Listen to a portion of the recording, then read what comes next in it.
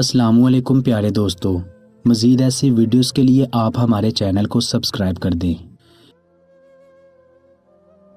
شاہ کے جانے کا سن کر ابان کو ساری رات ایک پل کے لیے بھی نیند نہ آئی۔ نہ جانے وہ کیوں اتنی بے چین تھی۔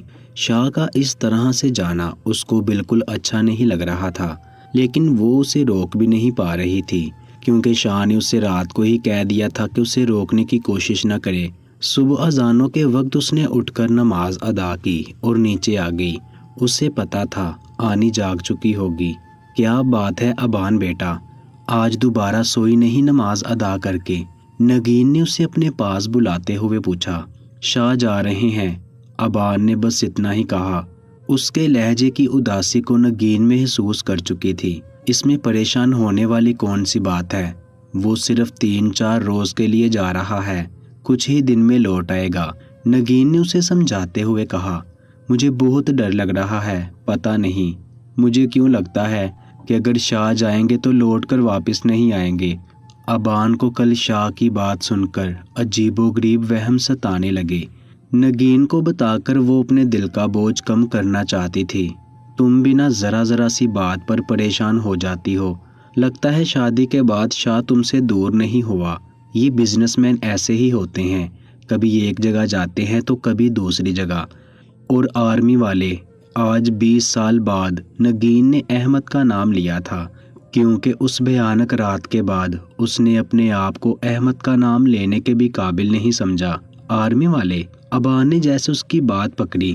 آرمی والے جاتے ہیں تو واپس ہی نہیں آتے۔ نگین کی آنکھوں سے بے ساختہ آنسو نکلے۔ کون تھا آرمی میں آنی؟ ابان نے تجسس سے پوچھا۔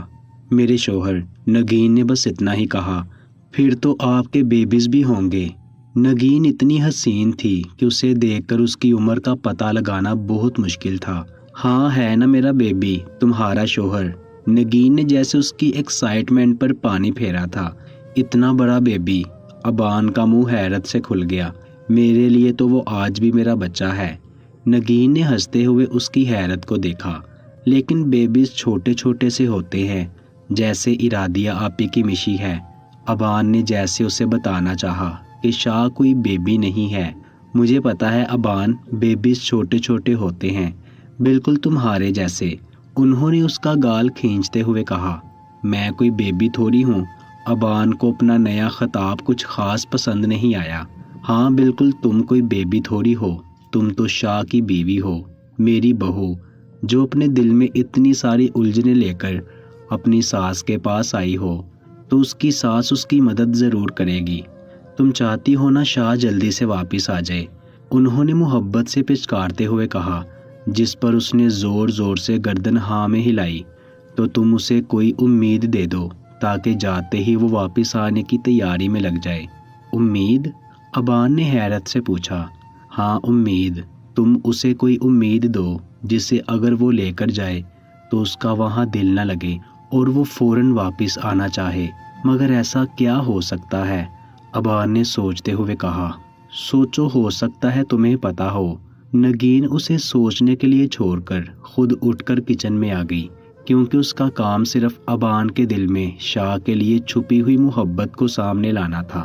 ارادیہ، مجھے شاہ نے بلایا ہے، جانا تو پڑے گا ہی نا، اس نے ارادیہ کو سمجھاتے ہوئے کہا، جبکہ اسے نگین کا اس گھر میں سوچ کر بھی ارادیہ اسے وہاں نہیں جانے دے رہی تھی۔ نہیں حمزہ، آپ اس عورت کو نہیں جانتے، وہ ضرور کچھ نہ کچھ خراب کرنے کے لیے آئی ہے، وہ مجھے سکون سے نہیں رہنے دے گی۔ ارادیہ، تمہیں مجھ پر یقین ہونا چاہیے، حمزہ نے اسے اپنے قریب کرتے ہوئے کہا۔ دنیا کی کوئی طاقت ہمیں ایک دوسرے سے الگ نہیں کر سکتی، اور نہ ہی مجھے تم سے بدظن کر سکتی ہے، سوائے اللہ کی ذات کے کہ کوئی مجھے تم سے الگ نہیں کر سکتا، یہ بات تو سمجھ لو۔ اس کے ماتھے پہ بوسہ دیتے ہوئے مشی کا خیال رکھنے کا کہہ کر وہ باہر نکل گیا، جبکہ ارادیہ کے لیے نگین پر یقین کرنا ناممکن تھا۔ وہ کمرے میں آئی تو شاہ ابھی تک سو رہا تھا۔ اس نے راحت بابا کو شاہ کا سامان پیک کرنے سے منع کر دیا۔ اس نے کہا کہ یہ کام اس کا ہے اور وہی کرے گی۔ نہ جانے کیوں آج اس کا دل کر رہا تھا کہ شاہ کے سارے کام اپنے ہاتھ سے کرے۔ اس نے شاہ کے 2-4 سوٹ اس کے بیگ میں پیک کیے، ساتھ اس کی ضرورت کی ساری چیزیں رکھیں جو وہ ڈیلی استعمال کرتا تھا۔ تم یہ سب کچھ کیوں کر رہی ہو؟ ابھی تک وہ شاہ کا سامان دیکھ رہی تھی کہ پیچھے سے شاہ اس کے ساتھ کھڑا پوچھ رہا تھا، آپ جاگ گئے؟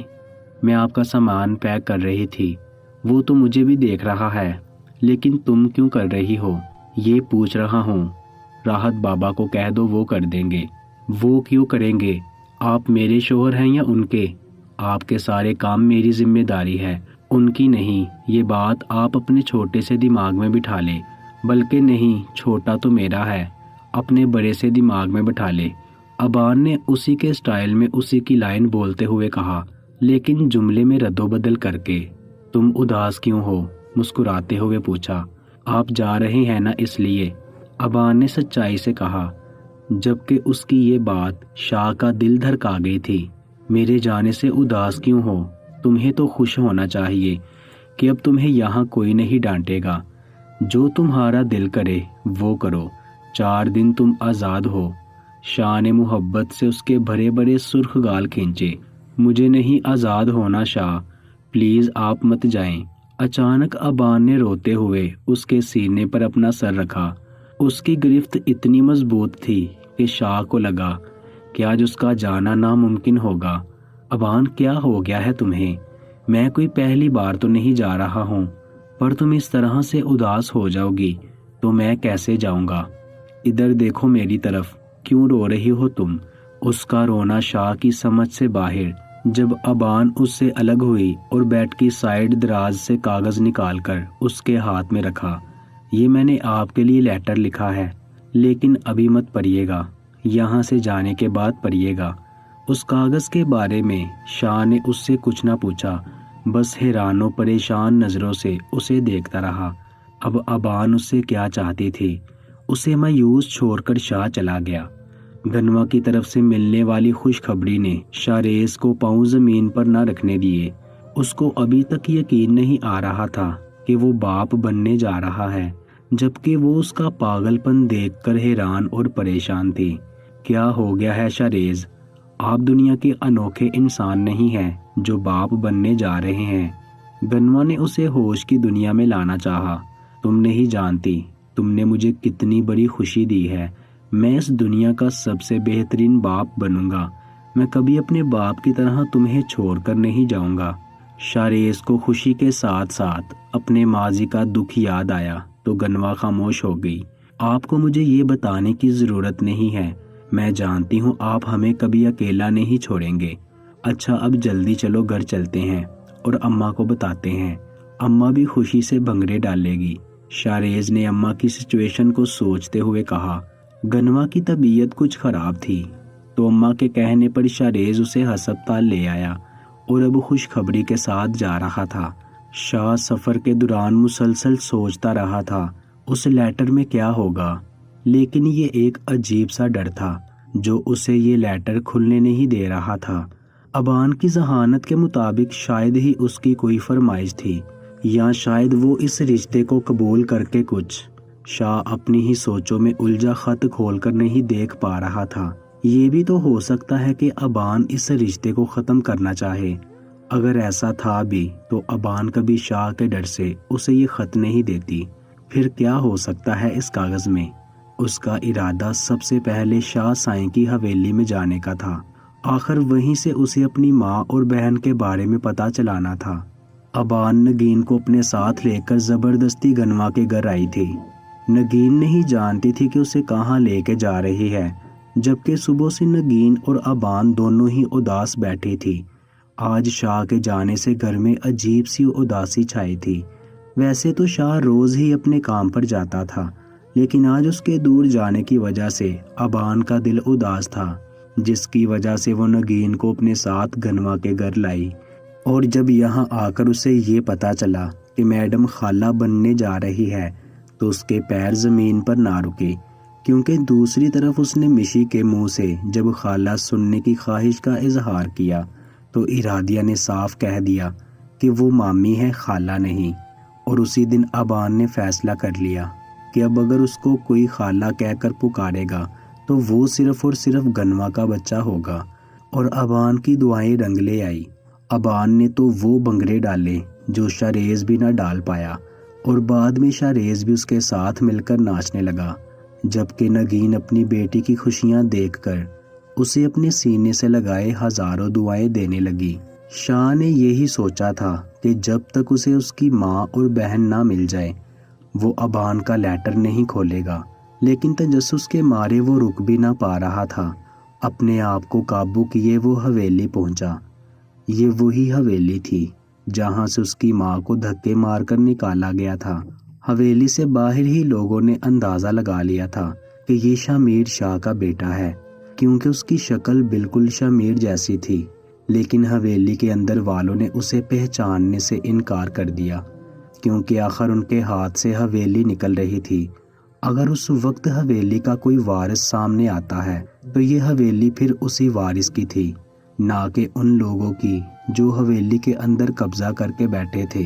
شاہ سائیں کے ماموں کے بیٹوں نے اس حویلی پر قبضہ کر رکھا تھا، اور اب انہی کا ہی خاندان اس حویلی میں رہتا تھا، جبکہ نہ تو شاہ کو اس حویلی کی ضرورت تھی اور نہ ہی وہ اپنے آپ کو اس حویلی کا وارث مانتا تھا۔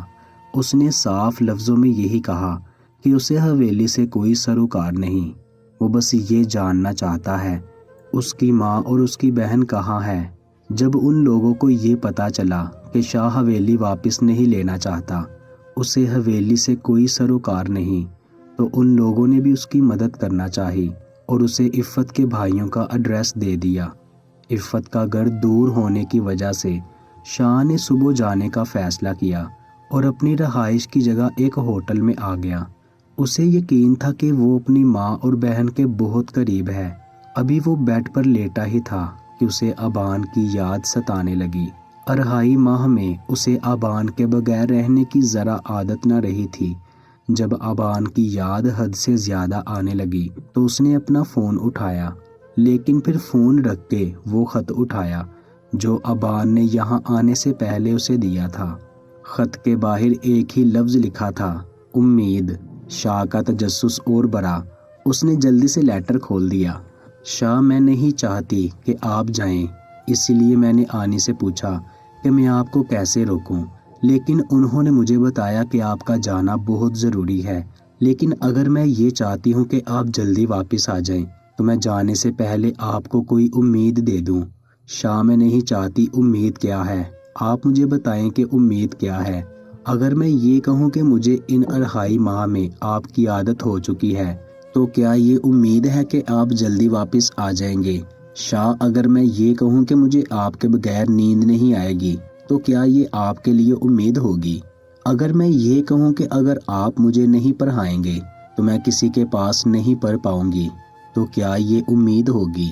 اگر میں یہ کہوں کہ میں آپ کے بغیر نہیں رہ پاؤں گی، یا یہ کہوں کہ مجھے آپ کے بغیر نہیں رہنا، پلیز جلدی آپ واپس آ جائیں۔ آپ کی ڈانٹ کھائے بغیر کچھ بھی الٹا سیدھا کرنے کا مزہ نہیں آتا۔ آپ کو تنگ کیے بغیر مجھے کچھ بھی اچھا نہیں لگتا۔ آپ جب میرے پاس آتے ہیں مجھے اچھا لگتا ہے۔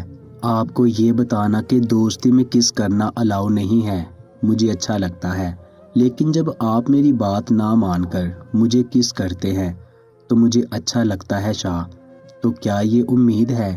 میں آپ کو سب کچھ بتا چکی ہوں۔ ان باتوں کو امید سمجھ کر پلیز جلدی واپس آ جائیے گا۔ شاید یہ ساری باتیں آپ کے لیے امید ہوں۔ شاہ نہیں جانتا تھا کہ یہ خط وہ کتنی بار پڑھ چکا ہے۔ امید، بیوقوف لڑکی، امید کی جگہ محبت لکھ دیتی تو میں اڑ کر آتا۔ شاہ نے جلدی سے اپنا فون اٹھایا اور ابان کے نمبر پر کال کرنے لگا۔ ابھی ایک ہی بیل ہوئی تھی کہ ابان نے فون اٹھا لیا، جیسے وہ رات کے 2 بجے اسی کے فون کے انتظار میں بیٹھی ہو۔ آپ نے سارا دن فون کیوں نہیں کیا؟ روٹھے انداز میں پوچھا گیا۔ شاہ بے ساختہ مسکرایا۔ مطلب آگ دونوں طرف برابر لگی تھی۔ اگر یہ ساری رات جاگ رہا تھا، سو وہ بھی نہیں رہی تھی۔ مجھے لگا میری پیاری سی دوست بہت بزی ہوگی، اپنی پڑھائی میں، اپنی کھیل کود میں، یا اپنے چوچو کے ساتھ۔ اس کے ساتھ تو تم خوب وقت گزار رہی ہوگی کہ اب تو تمہیں ڈانٹ کا بھی ڈر نہیں ہے۔ شاہ نے مسکراہٹ دباتے ہوئے شرارت سے کہا، جی نہیں، میں نے اس کے ساتھ زیادہ وقت نہیں گزارا۔ ابان نے جلدی سے سچ بتایا۔ شاہ آپ نے لیٹر پڑھا؟ پھر پوچھنے لگی، مجھے مس کر رہی ہو جان؟ اس کی بات کو نظر انداز کرتے ہوئے پوچھا۔ ہاں بہت۔ آپ نے لیٹر پڑھا؟ اس نے بے صبری سے پوچھا۔ اکیلے نیند نہیں آ رہی؟ شاہ نے پھر سے اس کی بات کو نظر انداز کیا۔ ہاں نہیں آ رہی۔ بتائے نا آپ نے لیٹر پڑھا کہ نہیں؟ اچھا بتاؤ سارا دن کیا کیا کیا ہے تم نے؟ شاہ پلیز یہ سب باتیں چھوڑو، وہ بتائیں جو میں پوچھ رہی ہوں۔ اس بار ابان کو اچھا خاصا غصہ آ گیا۔ ہاں یار پڑھ لیا وہ امید والا لیٹر؟ ہاں پڑھ لیا۔ شاہ نے سرسری سا جواب دیا، جیسے اس لیٹر کی کوئی اہمیت ہی نہیں۔ ہاں شاہ، وہ لیٹر کیسا لگا آپ کو؟ ابان جیسے اس کے جواب کی منتظر تھی۔ کیسا لگا؟ ویسا ہی لگا جیسے سب لیٹرز لگتے ہیں، شاہ نے نارمل انداز اپناتے ہوئے کہا، جبکہ اس کا دل تو کہہ رہا تھا کہ ابان کے سامنے سارا حال دل بیان کر دے۔ مطلب وہ لیٹر آپ کو اسپیشل نہیں لگا؟ ابان نے اداسی سے پوچھا، جبکہ اس کی اداس سی آواز سن کر شاہ کا دل چاہا کہ ابھی واپس آ جائے اور اپنا دل کھول کر اس کے سامنے رکھ دے۔ ابان اس لیٹر میں ایسا کیا اسپیشل تھا جو مجھے اسپیشل لگتا؟ مطلب اس میں کچھ اسپیشل نہیں تھا۔ بانی کو جیسے اپنے اظہار پر افسوس ہوا۔ ہوتا بانی جانو، ضرور اسپیشل ہوتا، اگر وہ خط امید کی جگہ محبت کے نام سے بھیجا جاتا۔ تم نے بس موضوع غلط چنا۔ شاہ کا اسے مزید تنگ کرنے کا کوئی ارادہ نہ تھا، یعنی کہ شاہ اس کا لیٹر پڑھ چکا تھا، اس کا مطلب بھی سمجھ چکا تھا۔ تو اب جواب دے مجھے۔ ابان نے جلدی سے بات ختم کرنا چاہی۔ جواب تو میں دوں گا بانی جانو، لیکن یہاں سے نہیں، وہاں تمہارے پاس آ کے، اور اب تو ساری پابندیاں بھی ختم۔ اب بچ کے دکھاؤ مجھ سے۔ شاہ زومینی انداز میں بولا۔ شاہ آپ بہت خراب ہیں، میں نہیں بولوں گی آپ سے، ابان نے جلدی سے روٹھے انداز میں کہا، جس پر شاہ کا کہکا بے ساختہ تھا، جبکہ اس کے اس طرح کہکا لگانے پر ابان کے گال لال ٹماٹر ہو گئے اور اس نے فون اپنے کان سے ہٹا کر سینے سے لگا دیا۔ اس کے دل کی دھک دھک سن کر شاہ کا کہکا رک گیا۔ ایسا لگ رہا تھا جیسے ابان اپنے دل کی ہر دھڑکن میں اس کا نام لے رہی ہو۔ پھر فون بند ہو گیا۔ پوری رات شاہ نے کروٹیں بدلتے ہوئے گزاری۔ صبح ہوتے ہی سب سے پہلے وہ عفت کے بھائیوں کے گھر پہنچا، لیکن یہاں آ کر اسے افسوس ہوا کیونکہ عفت 13 سال پہلے ہی مر چکی تھی۔ ان کی بیٹی کہاں ہے؟ شاہ نے بے صبری سے پوچھا۔ اس کی بیٹی کے بارے میں ہم کچھ نہیں جانتے، ہم بس اتنا ہی جانتے ہیں کہ جس کے ساتھ ہم نے اس کی شادی کی تھی اس کی بیٹی اسی کے ساتھ تھی۔ اس آدمی نے رمشا کو پالا ہے، وہ اکثر ہم سے پیسے مانگنے آتا تھا۔ پہلے تو ہم سے جو کچھ ہوتا ہم رمشا کے لیے کر دیتے، لیکن ہم بھی اسے کب تک پیسے دیتے؟ تھک ہار کر ہم نے پیسے دینے سے انکار کر دیا۔ اس کے بعد اس نے ہم سے سارے تعلقات ختم کر دیے۔ ان لوگوں نے اسے اس کے گھر کا پتہ دے دیا۔ اسے عفت کی موت کا بہت افسوس تھا۔ بے شک پہلی ہی نظر میں اس نے اس عورت سے نفرت کی تھی۔ شاہ رمشا کے گھر آ پہنچا اور اس نے آتے ہی اس شخص کو ڈھونڈ نکالا۔ وہ شخص اس سے جوئے کے ایک اڈے سے ملا تھا اور اس سے رمشا کے بارے میں پتہ کرنے لگا۔ شاہ کو پہلی ہی نظر میں یہ شخص بہت برا لگ رہا تھا۔ بتاؤ رمشا کہاں ہے؟ شاہ نے غصے سے پوچھا، جو نہ جانے کب سے اسے کن نظروں سے گھورے جا رہا تھا۔ تمہارا کیا تعلق ہے اس چھوکری سے؟ عاشق ہو اس کے؟ اس سے پہلے کہ رؤف اور بکواس کرتا، شاہ کا زوردار غصہ اس کا منہ بند کر گیا۔ دیکھو مجھ پر ہاتھ مت اٹھاؤ، اگر اس کے بارے میں جاننا چاہتے ہو تو تمہیں پہلے مجھے کچھ دینا ہوگا، ورنہ ساری زندگی ڈھونڈتے رہو اسے۔ اس نے اس کے کپڑوں اور گاڑی سے ہی اندازہ لگا لیا تھا کہ یہ کوئی عام آدمی نہیں۔ تمہیں جتنے پیسے چاہیے میں تمہیں دوں گا، لیکن تمہیں پہلے مجھے رمشا کے بارے میں سب کچھ بتانا ہوگا۔ بتاؤں گا، لیکن یہاں نہیں، پہلے میرے گھر چلو۔ رؤف نے یہاں ہر کسی سے ادھار لے رکھا تھا، اس لیے وہ نہیں چاہتا تھا کہ پیسوں کی بات اس طرح سے کی جائے۔ رؤف اسے اپنے ساتھ 2 کمروں کے ایک چھوٹے سے گندے سے گھر میں لے آیا۔ اس کی گھر کی حالت اتنی خراب تھی کہ کوئی بھی اسے دیکھ کر اندازہ لگا سکتا تھا کہ یہاں کوئی عورت نہیں رہتی۔ دیکھو میں تمہیں سب کچھ سچ سچ بتاؤں گا، وہ لڑکی میرے کسی کام کی نہیں تھی، اسی لیے میں اسے کراچی کے ایک بڑے کوٹھے پر بیچ آیا تھا۔ مجھے اس کے 10 لاکھ روپے ملے تھے۔ جس انداز سے رؤف نے اسے بتانا شروع کیا تھا، اسی انداز سے شاہ کا ہاتھ اٹھا۔ تو نے میری بہن کو بیچ دیا، وہ بیٹی تھی تیری۔ شاہ اپنے آپے سے باہر ہو چکا تھا۔ اس نے اس شخص کو مارنا شروع کیا تو پھر مارتا ہی رہا، یہ جانے بغیر کہ وہ نشے کی لت کمزور سا آدمی اس کی مار برداشت بھی کر پائے گا کہ نہیں۔ دیکھو میرے علاوہ تمہیں کوئی نہیں بتا سکتا کہ تمہاری بہن کہاں ہے۔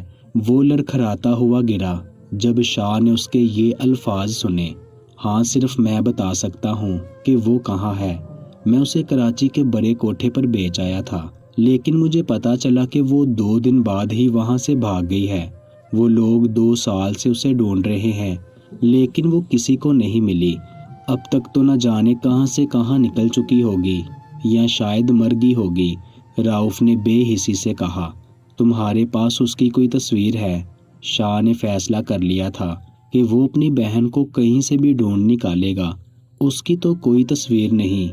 ہاں جب اس نے میٹرک کے پیپر دیے تھے تب کی ایک تصویر ہے میرے پاس، یہی کہیں پڑی ہوگی، لیکن تصویر میں تمہیں تب دوں گا جب تم مجھے کچھ دو گے۔ اس نے اپنی لالچی فطرت نہ بدلی، اسے صرف پیسے سے مطلب تھا، بیٹی سے اور نہ ہی سامنے کھڑے شخص سے۔ 10 لاکھ 20 لاکھ 30 لاکھ جتنے چاہے میں دوں گا، مجھے بس وہ تصویر دو، شاہ نے غصے سے کہا۔ جبکہ ایک تصویر کے بدلے اس کو 30 لاکھ مل رہے تھے۔ وہ جلدی سے کمرے میں گیا اور ایک چھوٹے سے سائز کی تصویر نکال کے شاہ کے ہاتھ میں پکڑائی، لیکن تصویر دیکھتے ہی شاہ کی جیسے سانس رکنے لگی۔ یہ تصویر اور کسی کی نہیں بلکہ اس کی منہ بولی بہن ارادیہ کی تھی۔ شاہ نے رؤف کو پیسے دینے سے نہ صرف صاف انکار کر دیا بلکہ اسے پولیس کے حوالے کر دیا، یہ کہہ کر کہ یہ اپنی بیٹی کو کوٹھے پر بیچ آیا ہے، جبکہ پولیس والوں کو یہ بھی کہہ دیا کہ اسے اتنا مارا جائے کہ وہ اپنے آج تک کے گناہوں سے توبہ کر لے۔ پولیس اسٹیشن سے وہ سیدھا ہوٹل آیا اور سب سے پہلے ارادیہ کو فون کیا، وہ جس سے ملتے ہی اس نے اپنی بہن بنایا تھا۔ وہ کوئی غیر نہیں بلکہ اس کی اپنی بہن تھی۔ وہ اس کا سہارا بنا تھا کیونکہ اللہ چاہتا تھا کہ وہ اس کا سہارا بنے۔ کل ہی اس نے حمزہ کو یہ سب کچھ بتایا تھا کہ وہ اپنی بہن اور ماں کو ڈھونڈنے کے لیے لاہور جا رہا ہے، اور ارادیہ نے اس کے لیے کتنی دعائیں کی تھی کہ اسے اس کی بہن اور ماں مل جائے۔ اسے اس کی بہن مل چکی تھی۔ اس نے ارادیہ کو جب یہ بات بتائی تو اسے اس بات کا یقین ہی نہیں آ رہا تھا۔ پھر اس نے اپنے موبائل سے ارادیہ کی میٹرک کی تصویر بنا کر اسے بھیجی۔ شاہ واقعی ہی اس کا بھائی تھا، اور وہ اس کا منہ بولا بھائی نہیں تھا بلکہ اس کا اپنا تھا، اس کا خونی رشتہ۔ آپ جلدی آ جائیں شاہ بھائی، پلیز آپ جلدی یہاں آ جائیں، مجھے آپ کے گلے لگ کر بہت رونا ہے۔